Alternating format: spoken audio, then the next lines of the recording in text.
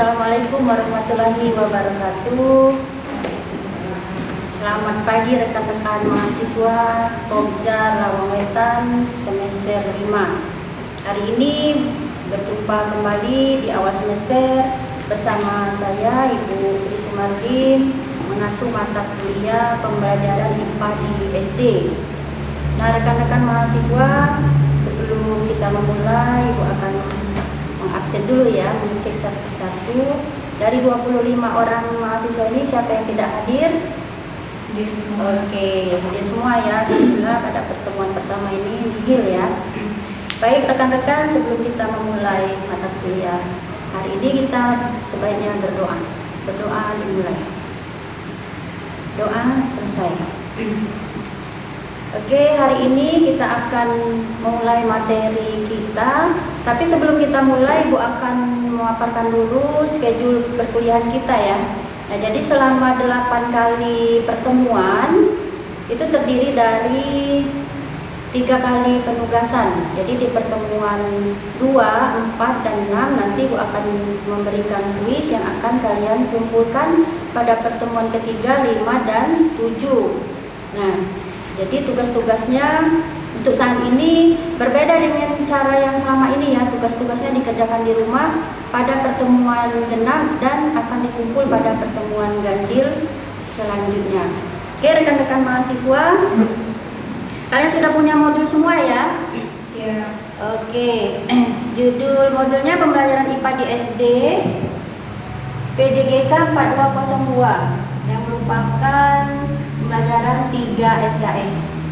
Nah, tujuan pembelajaran kita pada mata kuliah ini yaitu menerapkan teori belajar dalam pembelajaran IPA, menerapkan pendekatan pembelajaran yang tepat sesuai dengan materi, selanjutnya merancang dan memanfaatkan alat bantu belajar dalam pembelajaran IPA, merancang evaluasi proses dan hasil pembelajaran IPA, dan yang terakhir membuat alat evaluasi yang tepat sesuai dengan karakteristik mahasiswa. Nah, mata kuliah ini terdiri dari 9 modul. Coba rekan-rekan mahasiswa modulnya dibuka. Kita lihat dulu modul pertama apa. Modul pertama yaitu teori belajar dan pembelajaran IPA SD.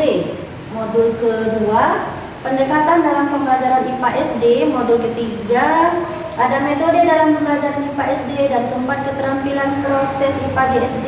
Yang kelima, media dan alat peraga dalam pembelajaran IPA SD. 6, pembelajaran IPA terintegrasi. 7, evaluasi proses dan hasil belajar IPA. Dan 8, penerapan KTSP 2006.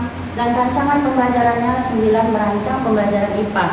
Baik, sebelum kita ke modul 1, nanti kita bagi ya, kita bagi beberapa kelompok diskusi. Jadi dari beberapa modul tadi ada 25 rekan mahasiswa, kita bagi dalam 5 kelompok saja. Jadi nanti ada beberapa kelompok yang akan mendiskusikan modul-modul tersebut. Nah, hari ini Ibu akan memberikan secara garis besar modul 1 yaitu teori belajar dalam pembelajaran IPA SD. Nah, rekan-rekan mahasiswa, kalian sudah mengajar semua kan?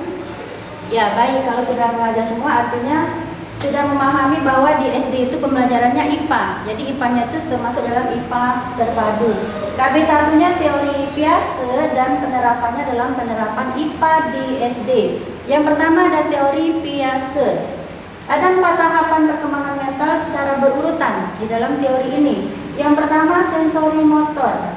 Nah, pada tahap ini anak baru lahir sampai berusia 12 bulan hingga 2 tahun. Dan yang kedua pre-operasional, yaitu anak berusia 2 sampai 7 tahun. Yang ketiga konkret atau operasional, anak berusia 7 sampai 11 tahun. Dan yang keempat formal operasional, yaitu berawal dari anak berusia 11 tahun. Baik, sebelum kita lanjutkan materi, sampai sini ada pertanyaan? Oke, Manda? Oh ya, bagus sekali pertanyaan Manda. Bagaimana tahapan sensori motor? Kita diskusikan sekarang ya, silakan jawab oleh Frankie. Iya, bagus sekali jawaban dari Frankie. Oke, kita lanjut ya. Yang KB1 ini ada model belajar berunar. Brunner ini menganggap bahwa belajar dan persepsi merupakan suatu kegiatan pengolahan informasi yang menemukan kebutuhan-kebutuhan untuk mengenal dan menjelaskan gejala yang ada di lingkungan kita. Menurut Eisler 1993, Brunner ini merupakan salah satu ahli psikologi yang paling berhasil dalam menerapkan prinsip-prinsip yang dikembangkan oleh Piaget. Nah, jadi menurut kalian rekan-rekan mahasiswa, apakah teori Brunner ini melanjutkan dari teori Piaget? Ya, oke, Ahmad. Ya, oke, bagus sekali jawaban Ahmad bahwa Brunner ini meneruskan prinsip-prinsip yang dikembangkan oleh Piaget. Oke. Kita lanjut, yang B, penerapan model Brunner dalam pembelajaran IPA di SD. Nah, jadi rekan-rekan mahasiswa, karena kalian merupakan guru SD, jadi perlu mempelajari bagaimana cara menerapkan model Brunner ini dalam pembelajaran IPA di SD. Penerapannya di kelas ada 3. Yang pertama, keterlibatan siswa dalam proses pembelajaran. Jadi kita jangan aktif sendirian, kita harus mengaktifkan siswa. Yang kedua, peran guru sebagai penunjuk atau guide dan pengarah bagi siswa yang mencari informasi. Jadi guru di sini sebagai fasilitator boleh dikatakan ya. Kemudian yang ketiga, umumnya dalam proses pembelajaran digunakan barang-barang nyata. Jadi agar siswa lebih memahami, misalkan kita mau mempelajari tentang bunga, ya. Jadi jangan kita hanya memberikan ilusi, tapi kita berikan gambar bunganya. Oke, kita lanjut. Pendekatan lingkungan. Prosedur yang dilakukan, yang pertama menggunakan lingkungan sekitar sebagai sumber belajar. Contohnya untuk pembelajaran SD, misalkan kita belajar tentang bunga, maka kita ajak saja siswa kita ke halaman melihat bunga secara langsung. Menjelaskan tentang lingkungan sehat dan tak sehat. Contohnya saat ini fenomena banjir ya. Nah, bagaimana lingkungan yang sehat dan bagaimana lingkungan yang tak sehat pada fenomena banjir. Selanjutnya, mendemonstrasikan tentang adanya debu di lingkungan dan kemungkinan adanya zat air pada air yang tampak jernih. Nah, jadi bisa kita demonstrasikan pada siswa bahwa air yang jernih itu belum tentu merupakan air yang sehat. Yang selanjutnya, menjelaskan penyebab lingkungan tercemar. Fenomena banjir saat ini banyak sekali dampak-dampak yang akan mencemarkan lingkungan. Contohnya, kita tekankan kepada siswa SD bahwa jangan membuang sampah sembarangan pada saat banjir, apalagi tidak banjir. Oke, selanjutnya pendekatan sains lingkungan teknologi masyarakat. Ada 5 cara. Prosedur yang dilakukan, yang pertama, curah pendapat tentang suatu topik. Yang kedua, mendefinisikan fenomena tertentu. Curah pendapat tentang sumber informasi, melakukan analisis, melakukan tindak lanjut. Nah, yang ini ya, yang pendekatan sains lingkungan teknologi masyarakat nanti akan kita diskusikan bersama apa saja prosedur-prosedur ini, bagaimana kita menerapkannya pada siswa SD. Oke, Ibu lanjutkan dulu. Pendekatan faktual, metodenya ada membaca, menyampaikan pendapat para ahli dari beberapa sumber, latihan atau drill, kemudian memberikan tes. Nah, dari keempat ini juga nanti akan kita diskusikan bersama setelah ini ya.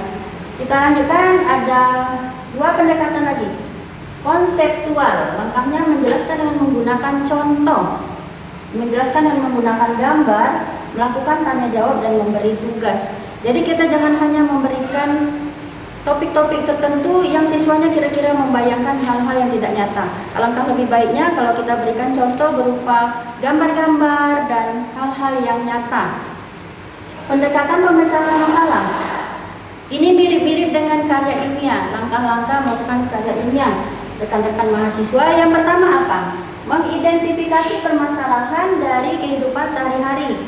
Yang kedua, merumuskan permasalahan. Yang ketiga, menemukan hipotesis, melakukan eksperimen, dan terakhir mencari kesimpulan. Jadi kalau kita mengajar pada kelas yang tinggi, contohnya kelas 5 dan kelas 6, hal ini sudah bisa kita terapkan.